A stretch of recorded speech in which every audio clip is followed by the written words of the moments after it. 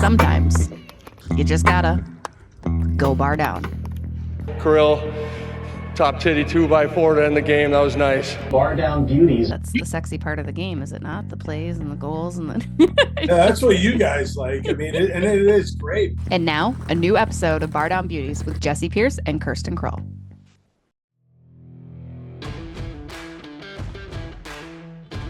Hello, everybody. What's up? Bardown Beauties, episode 272. I'm Jessi Pierce, writer for NHL.com. She's Kirsten Krull, in arena host. First things first, Kirsten, we survived.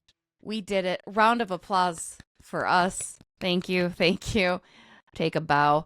How are we feeling? We had 11 NHL home games, plus NCHC, plus high school hockey, plus you had women's Frozen Four over at...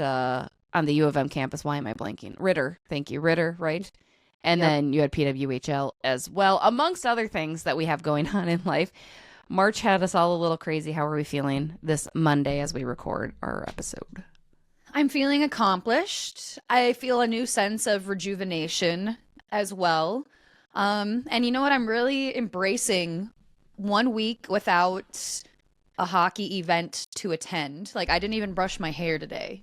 Like, I'm still in my pajamas. Like, day after completing a 17-game month, I'm in break mode. I just realized I have a massive toothpaste stain on my sweatshirt as well. So that's how we're feeling today. I did do my hair, though, so that's good. But You have that going for you.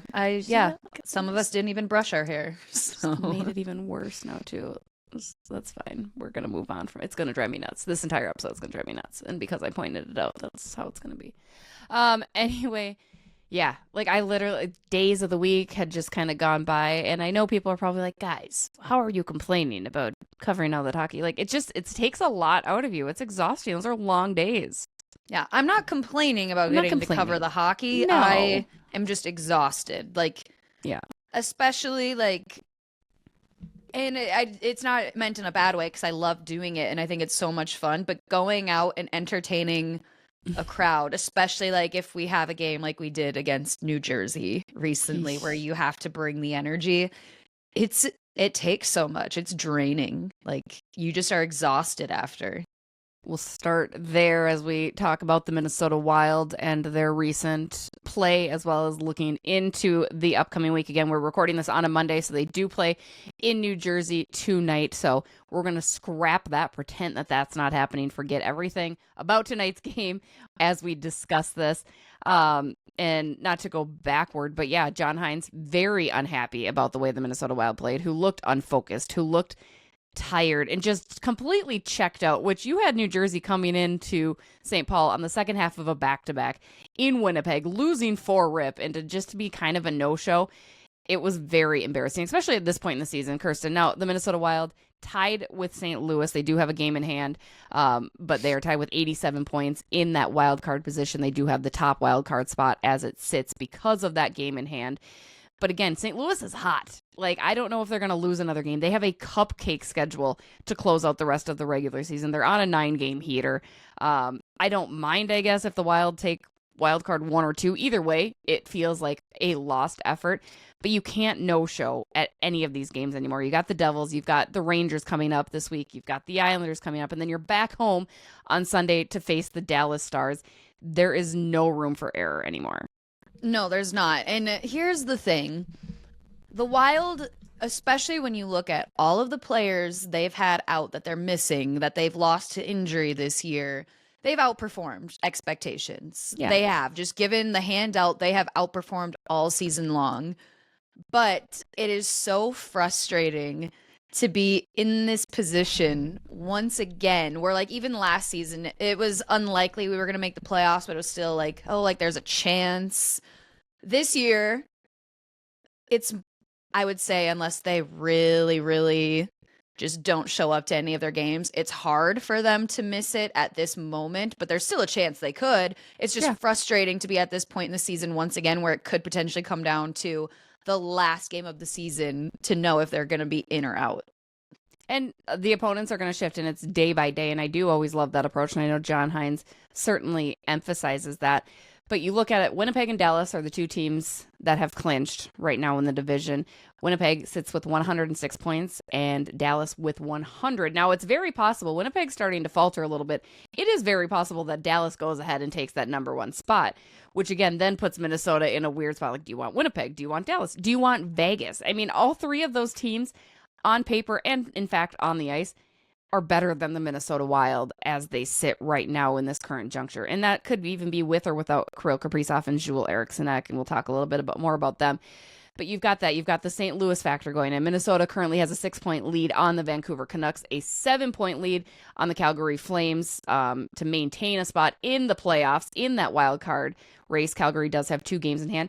To make it even better, Kirsten, and we can focus on this next week, they go to Calgary and Vancouver for a back-to-back next weekend before they close out the regular season at home against the Anaheim Ducks. So a lot to play. I think in my little mathematical, which we all know Jessi's not very good at math. That's not a joke. It's just reality.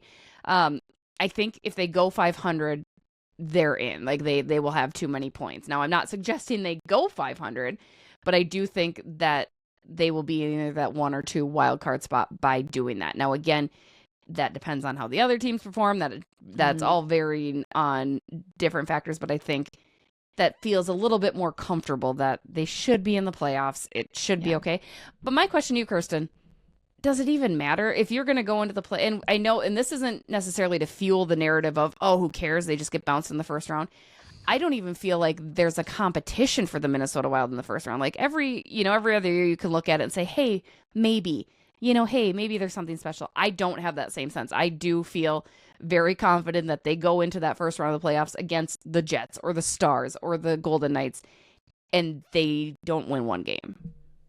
Yeah, I mean, I could see them maybe getting a win, but this year I do not feel confident, regardless of who the opponent is, that they're going to make a push. Now, this is the thing that sucks. If you asked me at the start of the year, like, and it leads into another comment, like I wasn't going to say, like, where's that Minnesota Wild team that we saw at the start of the year? Because we obviously know we're missing half of those players to injury that were on that squad. But I just missed the level of compete that was there, and how just like it was truly like we could say we had depth at the start of the season and all of that. And now it's like this is a very depleted team. Mm-hmm. It is. It's frustrating to watch. It's, again, I go back and laugh because that was our expectations heading into the preseason. So what are we doing getting upset or disappointed? But you raise the bar. We all raise our expectations. You can't knock the bar out from underneath us all of a sudden and be like, oh, well, we did good in the first half. Like nobody cares. You don't get a Stanley Cup trophy for winning the first half of the season. And now, yes, it was great to be elated, and that made it a very fun year. But and we could point to it's Kirill Kaprizov and Eriksson neck missing. Now, on that point, we did talk to John Hines on Sunday afternoon before the team left for this upcoming 3-game road trip and checked in on Kirill Kaprizov and Eriksson, both of whom are going to be on the road trip. Kirill checking in with his doctor that performed his surgery about a month and a half back in New York. Neither is expected to play. Okay, but listen to what John Hines had to say about what this road trip means to him, where each of those players are at medically. You know what? I don't know if it's necessarily medically cleared, but he is going to go. It's more of like an update of where he's at and maybe what's the next time frame. I guess would be more than saying cleared, but I think where is he at now after his last checkup? Now he's done some things and expand. Like where is he really at? Now, and then maybe that might give us a little bit more clarification on. So you still are convinced he's not going to play on the road trip? Correct. I'll probably know more after he sees the doctor. I just know that he's gone back. Like I said the other day, like they've started on ice with the trainers, which I wouldn't classify as skating. It's more rehab, like you would in the gym. They came out, have skated a few days with Ness and things like that. Now they're getting into team practice, but they didn't do any contact. Right, so it's where's he at now with Eki? There's a timeline, which we'll have to see where he's going to be at and how he feels, and then Kirill, obviously post surgery, going back to see the doctor, and then we'll have probably a better feel after that examination. I think with Eki, some of that's going to be where he's at, how he feels truly, and then honestly, I don't know what the doctor's going to say. The doctor may say, hey, he looks good, and it's you know, as soon as he feels good, get him in some contact and he can play, or it's going to be another time. I don't know. That's why I don't want to say that one's ahead of the other. I think we just need to wait and see what happens. I could be reading between the lines, Kirsten, and maybe I just get this utter sense that Kirill Kaprizov's going to go to his doctor, and his doctor is going to say exactly what John Hines said. Yep, if he clears for contact, if he feels comfortable, he can be game ready. Kirill Kaprizov is going to basically tell everybody, F you, I'm playing, if the doctor says he's clear of contact. Do you think he plays on this road trip? Despite John Hines stressing to us that he will not. If the doctor says, okay, if he has that doctor's appointment today on Monday, gets a practice in, I mean, why not play against the Islanders? I mean, I have my initial gut instinct, and I think maybe it's just because I always prepare for the worst. It's probably going to be, oh, he's actually out longer. Again, even more so than we thought. That's my initial gut reaction, like that it's not going to be good news coming from his doctor, but that's just because I come from very negative space where I assume the worst all the time. Fair. But the other part of me is I feel like that front office and John Hines have to have some insight that they are not sharing with everybody, or like they're publicly saying one thing, but they know behind the scenes there's more going on. Because otherwise it goes back to that age-old question. Why would you not have put Jewel or Kirill on LTIR if you knew that they weren't going to be ready? So they have to know something that they are not publicly willing to share. Yeah. That something is going to be happening very soon here. So I don't know. I'm very split on both of those. I think anything's possible. And it sounds like for Jewel Eriksson, per John Hines on Sunday, that it's kind of him making that call a little bit. Now, this also leads to the other question. If going back to what I just said and what you kind of agreed with, if they're going to get bounced in the first round of the playoffs, why do we even need them back at all? Let them heal. Let them do the thing, right? Like because my bank account needs at least 2 extra paychecks is why. This is 2 extra games, 2 extra paychecks to get me through the off season. So I need it selfishly. This is about me. This is not about the team. It's always about us. In case people haven't figured that out yet, it's what we can gain from this. No, I mean, it's such a pessimistic approach, right? But it's also, you can't have these guys hurt throughout the entire. Now you have a long off season, feasibly, if they don't advance out of this first round, plenty of time to heal up, which is always kind of nice. But you can't have this be a lingering effect for Kirill. You can't have this be a lingering effect for Jewel Eriksson. It's confusing because I see both sides of the bread here. Is that a saying? It's kind of like Alice in Wonderland, right? One side of the bread makes you big, the other one makes you small. I think you made that up. I've never heard that. It's you butter both sides of the bread thing. I just heard both sides of the bread. I didn't hear. I don't know. I made like 5 pieces of toast this morning for the children, all of whom wanted different things on top of their toast. So maybe that's why it's a thing. But yeah, I don't know. I don't want Kirill to play on this road trip personally. But also, again, as we've discussed, Kirill Kaprizov wants to do what Kirill Kaprizov wants to do. I also heard, I find it interesting, that Yanni Gourde had the same surgery by the same doctor, and Yanni Gourde returned to play much quicker. Now, again, players are different with the way their bodies heal and all of that, but I do find that nugget particularly curious. Like, why is this so different for Kirill versus Yanni? And again, watching Kirill on Sunday practice with the team for the first time in forever, he looked good. And I mean, there was no contact, but there was bumping. There was him moving around. It'll be very interesting to see what happens for those two guys. Speaking of two guys, or speaking of a guy, I guess, rather, the Frozen Four is set. It was supposed to be a down year for the NCHC, Kirsten, but in fact, it is not. Western Michigan, that's their first ever berth, right, in the Frozen Four? Correct. And Penn State, first ever berth in the Frozen Four as well. They're obviously Big Ten, but from NCHC, Western Michigan, Denver, which means Zeev Buium's NHL debut on hold until that. I want to talk about Zeev a little bit. I had kind of mentioned to you in the NCHC, he's got a little bit of extra swag. We saw him throughout the course of the season get into fights and do just a little bit more of this kind of aggressive approach, not in a bad way necessarily, just very different from what you saw in his freshman campaign. Now, we know the offensive skill. Again, my concern for Zeev is his defensive end of the game as a defenseman is a little lagging, right? I love that he's so gung-ho on going toward the net, starting the play, getting into the offensive zone, and shooting the puck and scoring. I love that. But it makes me curious, like, is he going to get blown by in the NHL as a defenseman then, too? Where are you assessing Zeev's game at right now? Are you excited that he's going to advance on? He might be coming to the Wild with 2 back-to-back NCAA championships plus 2 back-to-back World Juniors. That's a possibility. Or do you want to see them get bounced right away and have him join? If he joins, do you want to see them burn that year of ELC and sign him right away and play right away? What's your take, Kirsten, on Mr. Zeev Buium? There's a lot to unpack there. There's a lot to unpack. I'm very excited, and I've maintained that excitement, especially after the Frozen Face-Off championship with Denver and seeing Zeev. Very excited to see him on a Wild roster. Do I want to see him burn 1 year of his contract?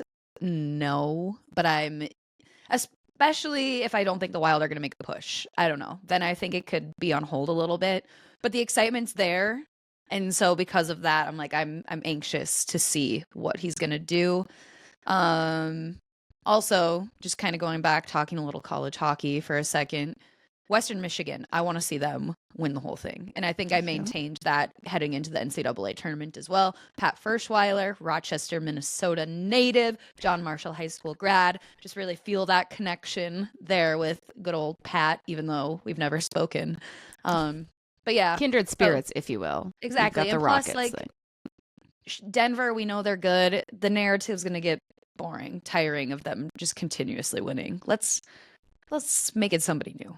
I kind of like Penn State going, though, for it, right? Like, Penn State could be kind of fun. You know, their storyline obviously being an ACHC championship. I remember when I was at Iowa State many moons ago, decades ago at this point, and Penn State was in ACHA Division I, and they were constantly winning. Like, they were such a good program. And I think Penn State, their move to D1 was so good and so smart. Like, they got the right coaches in there. They got the recruiting right. I mean, they did a lot of really good things that I think some teams that have made that jump up didn't necessarily do. Plus, they went Bardown Beauty to score their goal to push them over into the Frozen Four. So I wouldn't mind. Plus, Big Ten. I had once upon a time started a blog called the Big Ten Hockey Blog when Big Ten was first announced, and people hated it because they hated Big Ten hockey. Well, you know, it's here. It's fine. It's good for the sport. We love it. Yeah, I don't need Denver to win. Not because I need Zeev Buium here. I just don't need Denver to win. Western Michigan, baby. Broncos. I don't need BU to win either. Like, been there, done that. Like, no. I'm good. I'm good. Yeah. And the Broncos have quite a few Minnesotan representatives on their squad as well. Not only in your coach, but Alex Bump. You got some more road kids. Yeah, I wouldn't mind it. Speaking of college hockey too, the Gophers have been cleaned of all of their top players. Just pew, pew, pew, pew, all to their respective NHL teams. Next year is going to be interesting. It's going to be a real test for Bob Motzko and how he replaces their top scorers. Now their top defenseman, Ryan Chesley, also signing. He signed too? He just signed this morning. Because I know he was one that was more or less likely to. Yep, he just signed. So I think in total, 7 as it sits right now at 11 o'clock on Monday. Jimmy Snuggerud, Oliver Moore, Sam Rinzel, Ryan Chesley. There's one other one I'm blanking on. One that signed the same day as Miles Wood or Oliver Wood. Yep, that's who I'm thinking of. Brody Lamb, did he sign? I didn't see that one, but I feel like there was it's a big amount of guys. Like, yeah, Snuggie you weren't surprised by, right? Moore you weren't surprised. Or wait, is it Oliver Moore? Oliver Moore. Yep. Yes. With Sam Rinzel to Chicago. Sam Rinzel. Yes. Okay. But is there a Wood? Yeah, there is a Wood. That was the other one I was blanking on. Okay, so that's he also 7, signed right? somewhere. Yes. Okay. Poor Gophers. Well, what are you going to do? Be fun.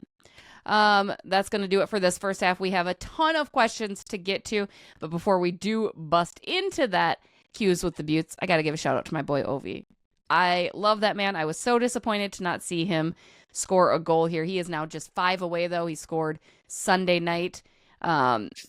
what a human. What a just tremendous human. Like, I know everybody's already seen the handshake line, him going and talking to Marc-Andre Fleury. I got to sit down with Flower last week and talk about their relationship. And the thing that I loved, because you see more and more videos of Ovi continuing to circulate of him like in the hallway. Like, you always talk about how he's like, chicken parm, babe, and like hitting it, and his accent's so funny. But Kirsten, have you seen the latest video? Like, I've had 10 people send it to me. I think I know what you're talking about. His rap music the bands, video.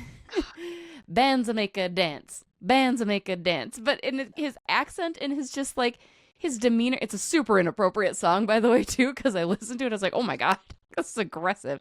He doesn't go into the bad parts of it, but it was just, he's having so much fun playing hockey. And again, I reiterate, that's what makes Marc-Andre Fleury so lovable. That's what makes Kirill so lovable, because when he's out there, he's having fun. And I think sometimes you just need that burst of energy. And for a guy that's 40 years old and out there having a good time, like Flower even pointed to that, like the best thing about when Ovi scores is he's so excited to score a goal. The man has scored almost 900 goals in his career, and each one he is just over the moon elated. And Fleury said he's been like that since he started in the league. And it's just a little shout out to my boy. I'm sad that we didn't get to have our one-on-one, because I was doing a one-on-one with Flower, which I know sounds super selfish to be like, oh, poor you had to go sit down and talk to him, but you know, it's fine. Can I say a hot take? Well, Yeah. I don't even think it's that hot of a take. Yeah. It is incredible. Ovi's about to break a record that was once deemed untouchable. And Yeah. honestly, probably Ovi's record now probably will never be touched once he does break it. But the NHL has drugged this out for so long. Like, it's been a hot topic that Ovi's going to break this record, and they've made like the great chase. Like, they've just, the narrative of it has been so drawn out. It's kind of at the point now where it's like, just let me know when it happens. Here's when the it thing. gets within one, let me know. Here's the thing. So I think they have 5 games left, right? Or something like that. Did you see their last game of the regular season, the narrative? So I saw this one. This came about when they were in Minnesota. They said, okay, the new timeline is now to be April 17th against Pittsburgh Penguins. That'd be sick. You can't even make that up. Like, forget all of it now. Forget. I've trashed he didn't do it in St. Paul, so whatever. I don't really care where he does it, but now I need that to happen. That storyline, chef's kiss. And then it also makes you feel like you're kind of maybe living in a simulation, because like, oh, of course that's going to be the thing. Yeah. But also, like, what if he doesn't do it? Right? Like, I mean, yeah, it's like, what do you do? like, I will be watching when it next gets year within one goal, but I'm just like, Yeah. brother, like, this has been months we've been talking about this.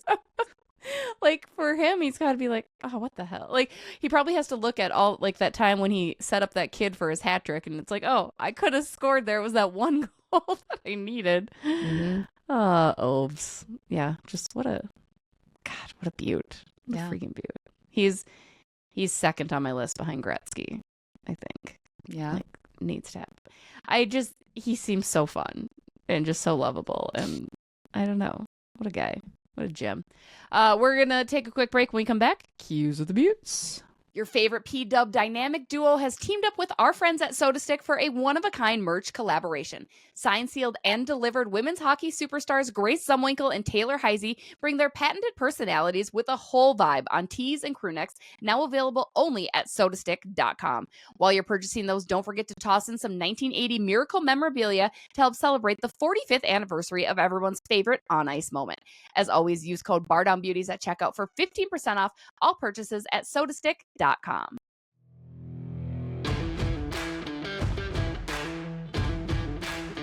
What's up? We are back. Ton of great questions from you guys this week, so shout out to all of you.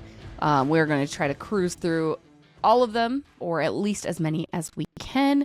Starting it off, our friend James from Offside Hockey Talk out in Toronto. He asks, Kirsten, if Cap didn't get injured, he was having an MVP caliber season. That being said, if he didn't get injured and that season continued, where would you rank him in the MVP voting? He'd at least be a finalist. And I don't know. If he continued at that pace he was going, I think he would have won it.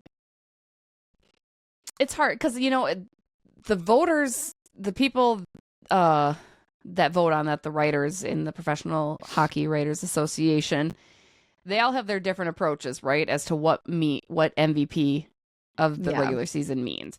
To me, I think without doubt, if he had continued on the clip that he was, which was I think 1.6 goals per game and whatnot, he's right there with McKinnon. He's right there with, I think Leon Draisaitl is up there now over Connor McDavid. Draisaitl's having a year. What a year. Good for him. Good for him. I've always liked him just a smidge more than Con. Just a smidge. My little German. Yeah, exactly. But for me, Cap is more valuable to the Minnesota Wild than Leon is to Edmonton and that Mac is to Colorado, right? Like, yes, they all play their roles, but this is even more evident with him being out what the team looks like. So I would have to say, and this isn't even biased, I would vote for him to be that guy, right? Well, and not then even to mention, we got to remember back to the start of the season, all the hype, national media attention he was getting. Like, everybody was on the Kaprizov train. People knew about the Minnesota Wild for a change. They did. It was incredible. So very unbiased to me, I would have to say his value to the Minnesota Wild puts him as the MVP. No doubt he's a finalist. No question he would have been a finalist had everything continued the way it was. And hopefully you can get back in that conversation. Again, I know he doesn't care about that, right? We all know that. But it's pretty cool for Minnesota to have a player of that caliber that people can talk about on a national scale. So that's where I leave that. All right. Now, our next question coming from third period hype man, Paul Anderson. You guys have seen him at games. We love him. Do the Wild have one of the softest big guy fourth lines in the NHL currently? What a perfect question for you. It's so good. I hate it. I hate everything about that fourth line. I dislike everything about those players. Yakov Trenin. It's 6 cement hands down there, right? It really is. It's just 6 guys that bring very little. They don't bring the physical presence, really. Justin Brazeau, I'm still waiting on that. Like, they have the size, but they don't do anything with it. And I'm unapologetically have a disdain for that line. Like, I'd play with 3 lines instead of even having that fourth line out there. That's my take. But yes, correct. Correct. I mean, I don't really have anything else to add. Yeah. It's been impressive. I'm going to be mean here when I say it, but I feel like I need to say it. Every time they show Justin Brazeau on the camera, I'm like, who is that? Like, I literally I don't even know. Nothing. There's nothing that excites me about it.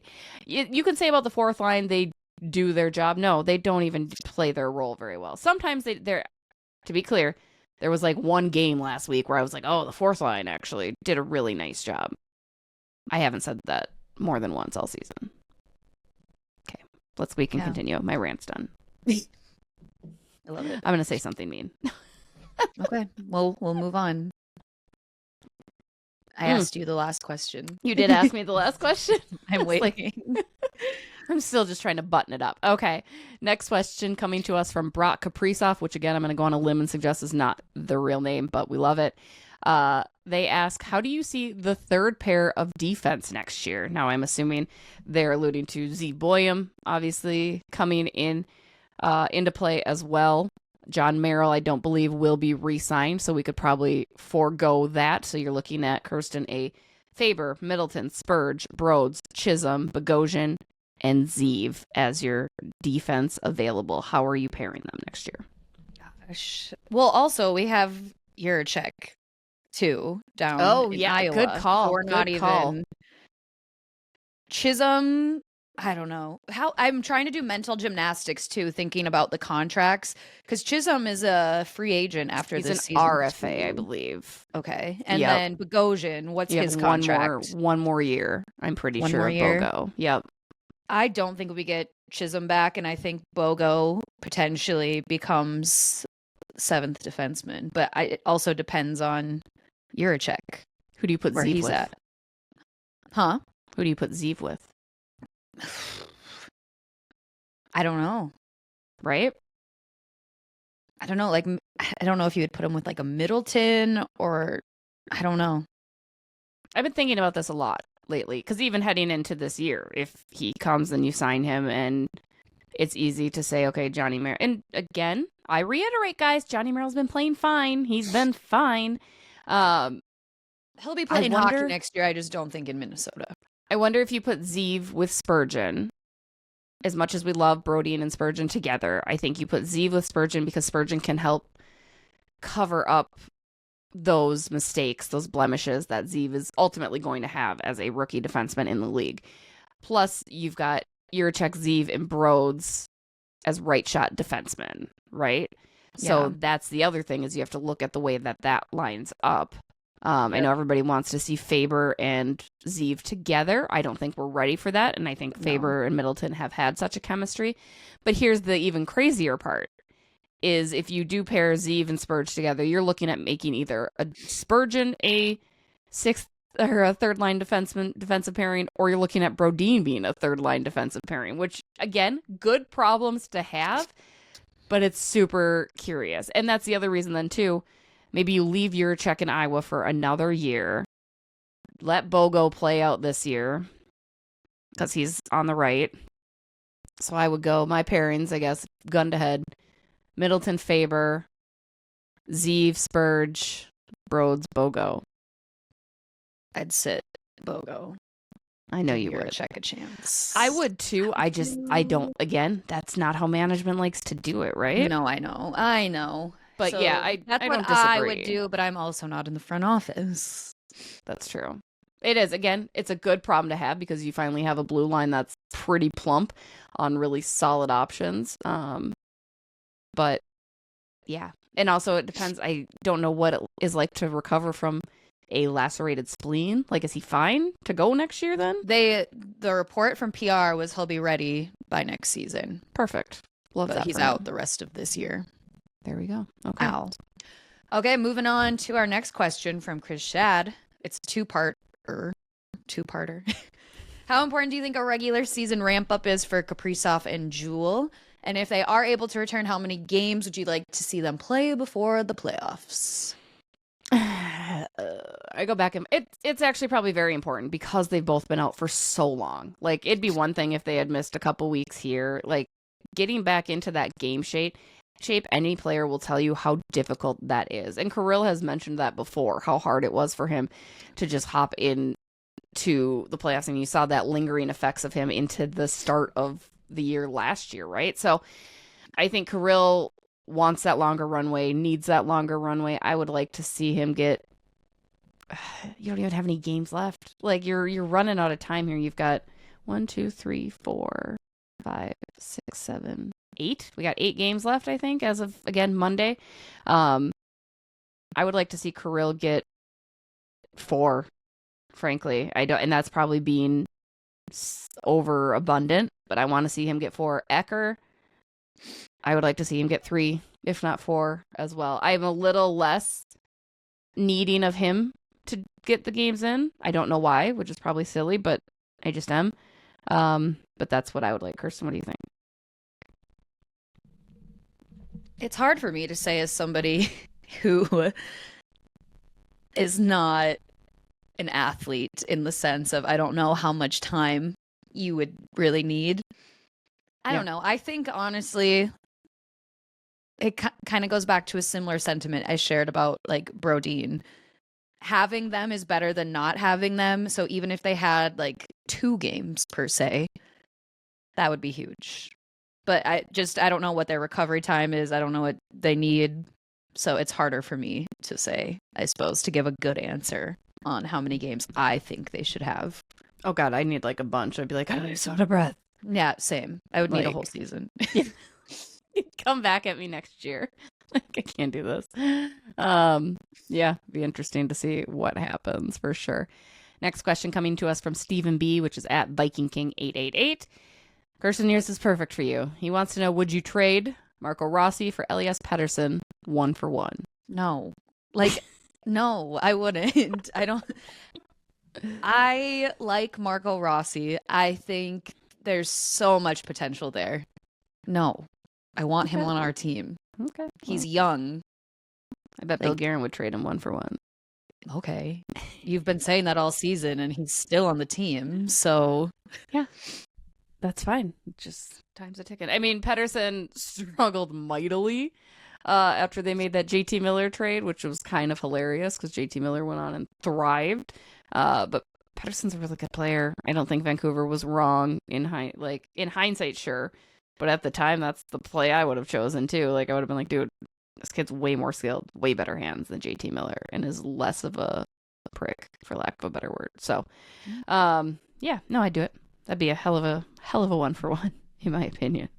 You're just eager to get rid of Marco. I'm not eager to get rid of him. I just think you're always jumping at the chance when it's a theoretical proposition. I just want to be right. You know, that means the world to me in a lot of senses. All right. Well, we're moving on to the next question. Go to the next question.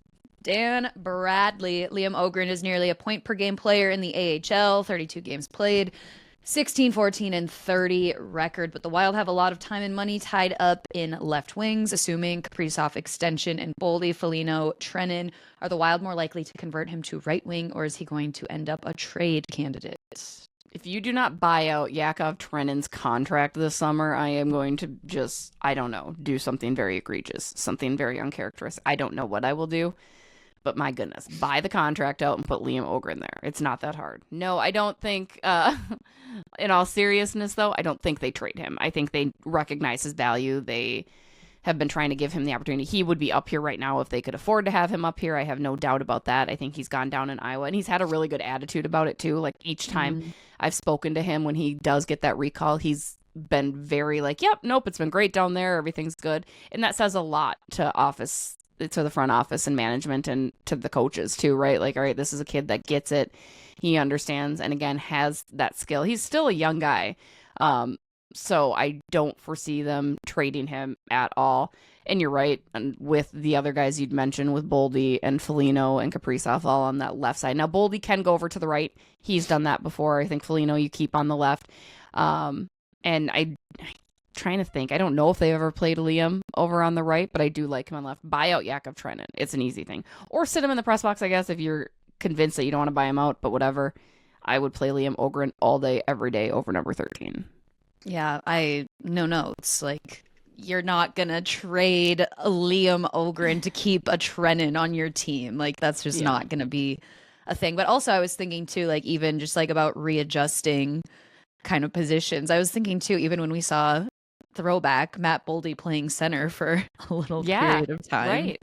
Like, it's not out of the question, I guess, that they would try to change some things up. And Liam's got that side. It's very hard from what I've heard from the players to, like, make that trend to try to be a centerman if you're not. Like, everybody can do it. Like, you can be put in that position, right? Like, you're always tossed into the dot if your line mate gets thrown out. But I mean, Liam Ogren has size that he could be a really good center if that was something he had ever explored in his past career. Again, it's not an easy thing to learn when you're at the NHL level, but I don't hate the idea of him having an opportunity there if he were to be comfortable with it. Yeah. Next question comes to us from Urban at Urban Champ. He wants to know, if the Wild were a box of chocolates, which player is which chocolate? This is a really bad question for me because I don't eat chocolate, so I also don't know the different types. So I'm just thinking of like the truffle, like the box of all the flavors. Like, Trenin is coconut. Like, nobody wants the coconut one, and people just throw it out. Like, you take a bite and you're like, oh, gross. Although the irony in that is I actually like coconut-filled chocolate. I don't mind it. But I know that's one that everybody, like, hates. Yeah. Or, like, strawberry. Like, who's your like, what's your favorite flavor? You have to have a favorite, like, chocolate flavor, though. No, I don't eat chocolate. Like, I'll eat brownies. A bigger issue chocolate here. You don't watch movies, you don't eat cookies. chocolate. What would you say you do for, like, joy in life? I do a lot of things for joy. Despite how I appear some Monday mornings, I'm a relatively happy person. So, I mean, I could tackle this one. I've had a lot of box of chocolates in my day. this There's the is one not that a has question for me. the one that has the nut is like a Freddie Gaudreau. Like, it's always there. It's reliable. It's not bad. I don't like the orange cream one. That's like a Justin Brazo. Strawberry's everyone's favorite, so that's probably Kirill. A double chocolate one's maybe like a Jake Middleton or a Brock Faber, just a really thick, solid one on the back line. Marc-Andre Fleury, we're going to give him like a really classic, timeless flavoring. Maybe like a raspberry. I don't know. To be fair, I don't actually eat that much chocolate, despite what that appeared like, but I'm familiar, you know? Yeah. Do you want to answer the next one then, in case? Sure. Just because. Okay. We're going to give you the next one from at GP Nicolay. With the exodus of a few top guys from the Gophers, if you were a recruiter, would you go after in-state talent or find some more experienced players to bring in? What of the goalie situation? I've seen a lot of comments for them to look for an experienced goaltender. What are your thoughts? Well, I know you're a big Gopher fan, so this is going to be good. Well, also just like having seen Bob Motzko and his way of doing things, like at St. Cloud State for the couple of years, like we overlapped there. And he even said this. I came across an interview like a couple days ago on Twitter, like for Minnesota Gopher hockey, like they go in-state talent, I think, first before even going out of state. And it's Gophers have the advantage too. They can get those top players in the state. They want to go there first. That's right. Big Ten school, great program. Bob Motzko is a great coach, dependent regardless of what other people have been saying, calls to get him fired. That's just ridiculous. But I don't know. There's a lot of talent. We're forgetting there's a lot of talented players in Minnesota right here in our backyard. And I do think that's Bob Motzko's model, is go after the talent that we have here. Why wouldn't you? But also always keep your head on a swivel, keep your eye out for other top players too across the country and go out and recruit. Minnesota's a renowned program. I don't think it's too hard to get people to convince them to come to Minnesota to play. No, and you're right. They have like the advantage because kids growing up want to play for the U. However, I think that's changed, and that's a testament to St. Cloud and Duluth and St. Thomas now getting on the scene. Bemidji's kind of been that up north guy that's getting the Canadians or the defects or whatever, and I think they're still a really good program. Like I do love seeing in Mankato too. I can't forget about them as well. I love seeing the parity across the state and across the country because at the end of the day, that helps college hockey grow. What I'm super curious about this next, because I think it starts next year, right? When Canadian players are allowed to come, you can tap into that. That's going to change the college landscape. It's everywhere. So much, right? Because now... And junior hockey, like it's a ripple down effect. It's going to change a lot. Exactly. So, I mean, that's where recruiting is going to be very, very interesting, right? Is because... you are going to see it. Unfortunately, that's going to hurt a lot of American players now because you have this talent now open to you up on the border.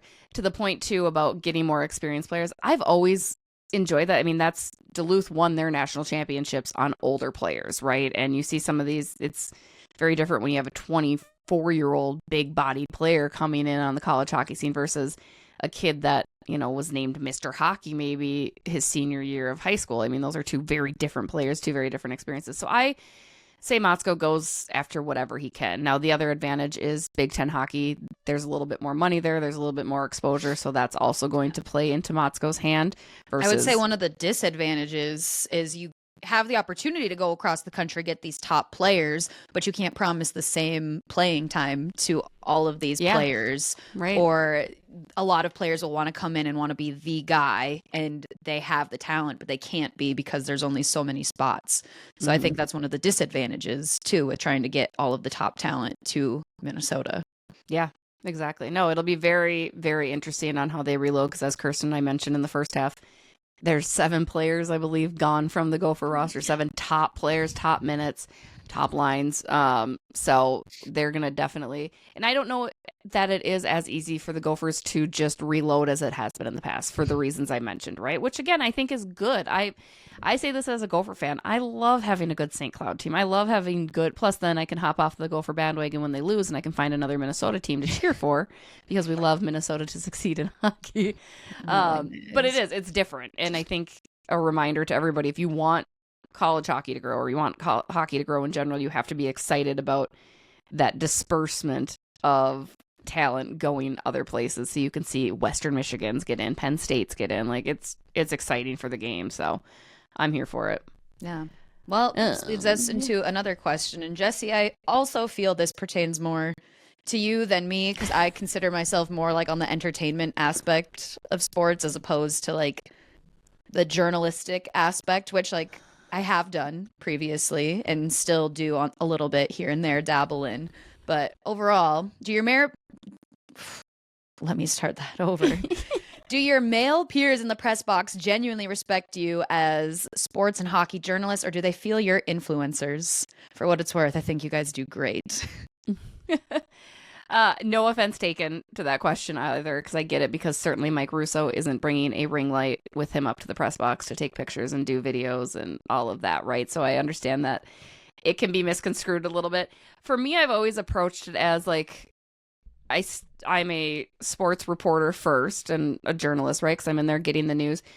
But I give the accessibility of an influencer a little bit, right? Because to me, in my opinion, sports media has changed so much. Like, obviously, the way people are consuming it, it's podcasts, it's TikTok, it's Twitter. It's not picking up a newspaper and reading my story anymore. It is, I have to find other ways to disseminate that information to you. So that's why I do focus on doing kind of the fun photos behind the scenes, or Kirsten and I going down ice level and getting some pictures to use for marketing materials, because I think also putting a face to some of those bylines is going to keep you more engaged, right? That's the nature of the beast, right or wrong. I've never felt that any of the males, at least to my face, I don't know, they might be talking some shit behind my back. Kevin Gorg will give me some crap once in a while. He's like, "Are you really taking a picture right now?" I was like, "I really am. This is good for my followers."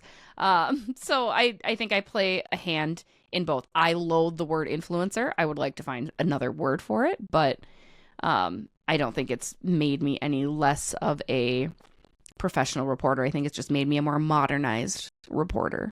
Yeah. And also, I would just say, too, for a lot of these jobs, people don't realize they do like have a quota for how many social media posts that you need, or like they do look at like your follow count, all of that. So I don't think a lot of people realize it's so much more than just the job you see on the outside. You have to wear so many hats and do multiple things and grow a presence just outside of what the job duties at hand entail.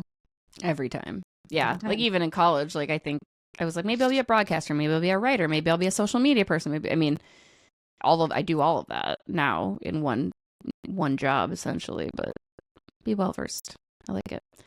From Jay Lofgren 22, what's the most annoying question you two get the most? No disrespect to anybody who's asked me this, but can I get tickets to a game? Can you get me tickets? Because a lot of the time it's coming from people that like make no effort to talk to me on a daily basis, or like outside of a certain function. So it's like, if I can barely get my mom tickets to a game, respectfully, why would I get you tickets to a game? That's my most annoying. That, and it's also not as easy as people think it is. Like, I don't just get this access. Yeah, that, or like an autograph, or like gear or something like that. Like, no. And if I do ever get that opportunity, it's going to like my kids. Like, you know what I mean? Like,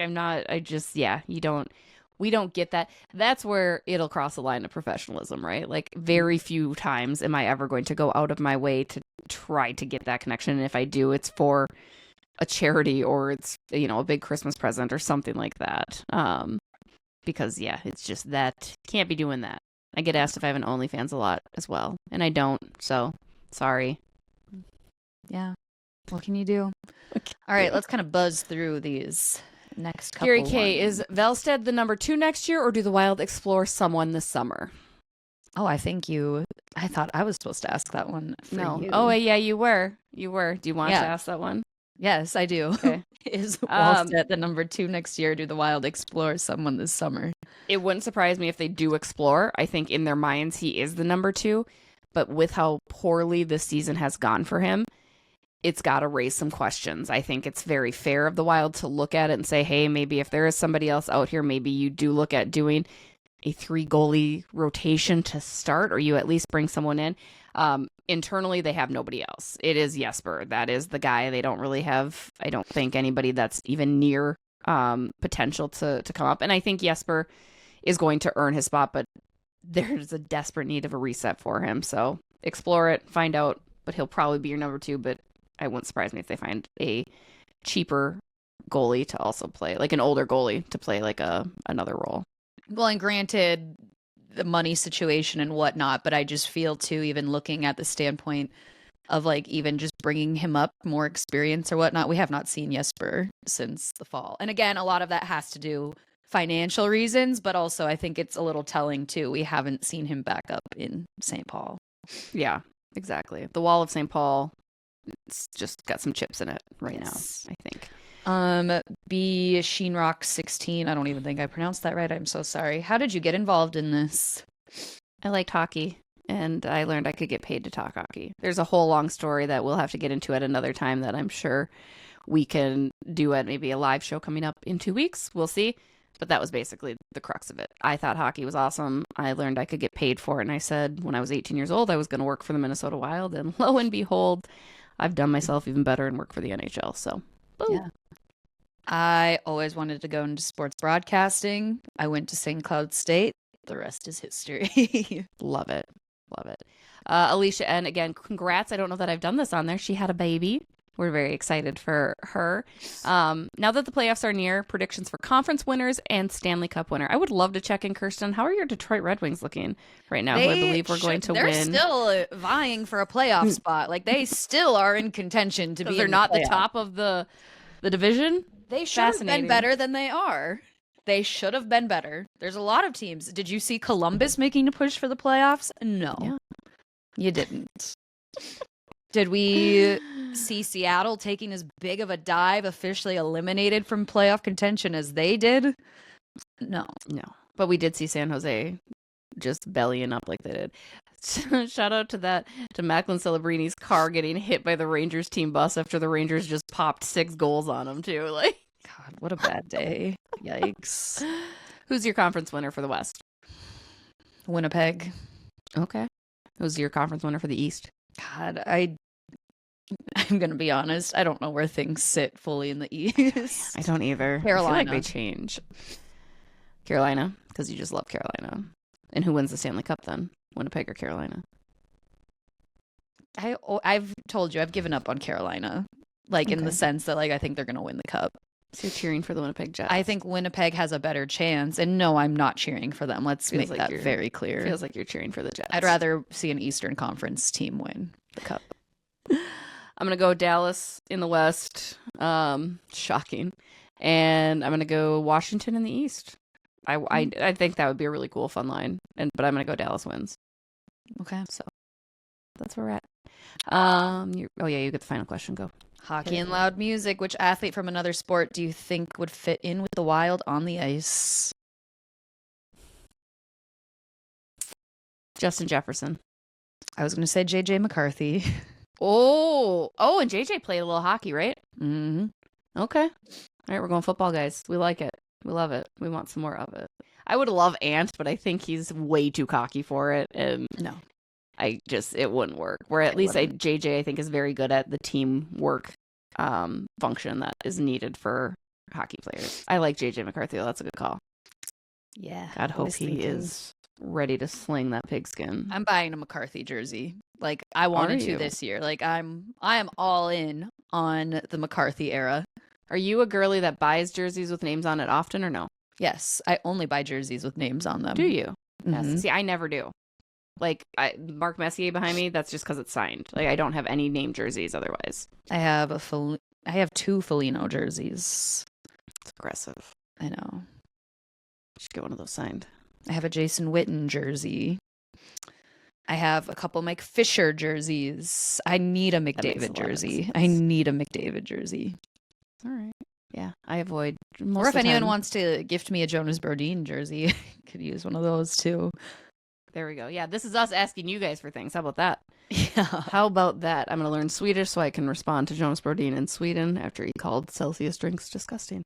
And since you told me that they were really so bad for me, you. I haven't had one since that day. I'm sorry to spoil it for you. Like, I still have them every now and then, but they're not good for you at all. It scared me, quite frankly. But I don't get the headaches, like, because I'm not as addicted. Like, it's not a daily thing for me. That's caffeine in general isn't a daily thing.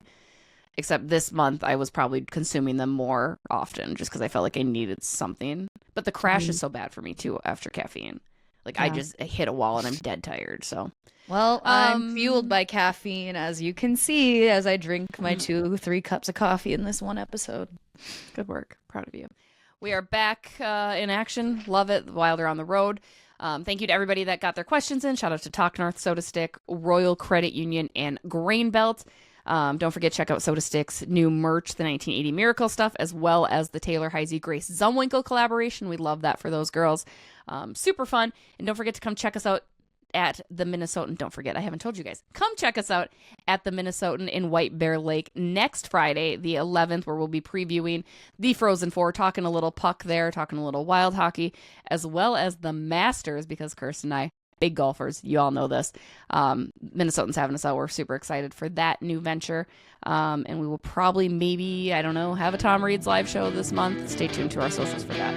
Otherwise, have a great rest of your week. Go Wild!